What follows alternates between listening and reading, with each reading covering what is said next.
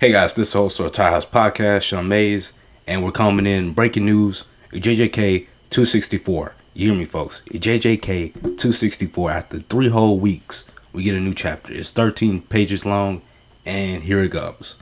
Alright, so the chapter starts off with Yuta using the judo flip to flip Sukuna over his shoulder, and then he straight up kicks him like a soccer ball kick. And so here's what the translation says. Yuta can't use any CT other than Gojo's Limitless right now. He knows that since the time Sukuna lost his left arm, he hasn't used World Cutting Slash. Yuta thinks Sukuna doesn't have any other way to overcome Limitless other than amplification. You hear that, folks? This is Yuta's last chance right here.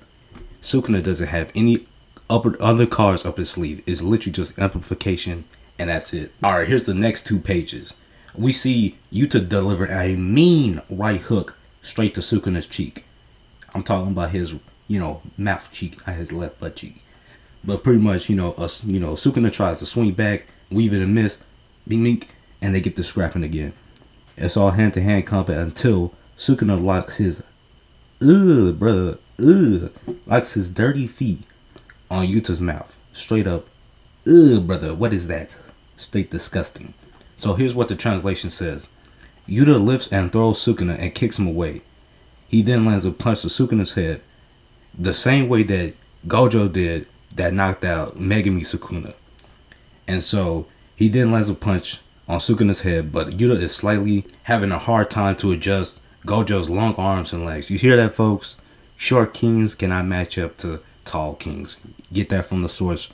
If Yuta can't beat him, then I don't know what else. Alright, moving on from that. Yuta knows that he can't master Gojo's limitless curse technique with just one simple swap training. He says, now I understand why the 6 eyes is a must need. Yeah, no shit.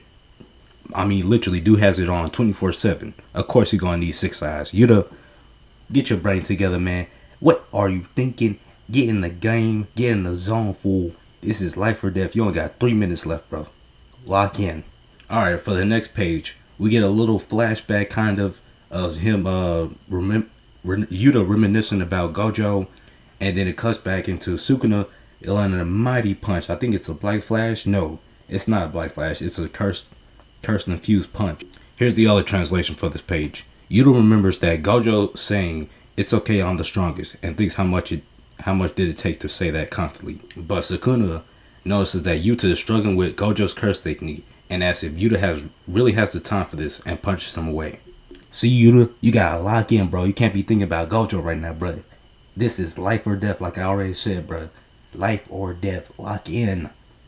You're gonna cost us way too much. So we move on to Sukuna talking about, I think like he's having his own kind of flashback to when he got blown up in the first encounter with Gojo, him Sunyak, the first Hollow Purple. Kenjaku has informed Sukuna about Yuta's copy curse technique. He thinks the requirement to copy is most likely Rika, consuming a body or a part of a body.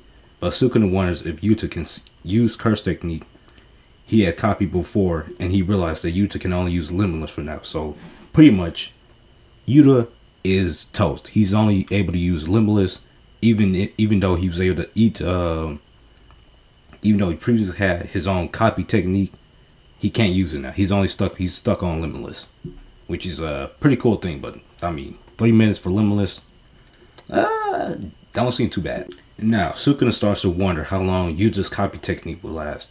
And if Kenjaku curse technique ends, will Yuta still have Gojo's body? What if Yuta hasn't even thought of what would happen after the fight? So he's not even thinking about it. That's what Sukuna's talking about. Sukuna slowly realizes that what Yuta's plan might be as he remembers Gojo's Hollow Purple.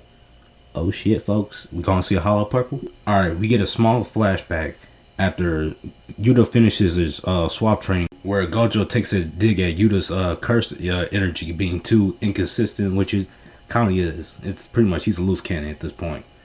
But he gets immediately rebuked by Maki, as she says Gojo's too strict on Yuta, and others join in the statement, which is a fair point.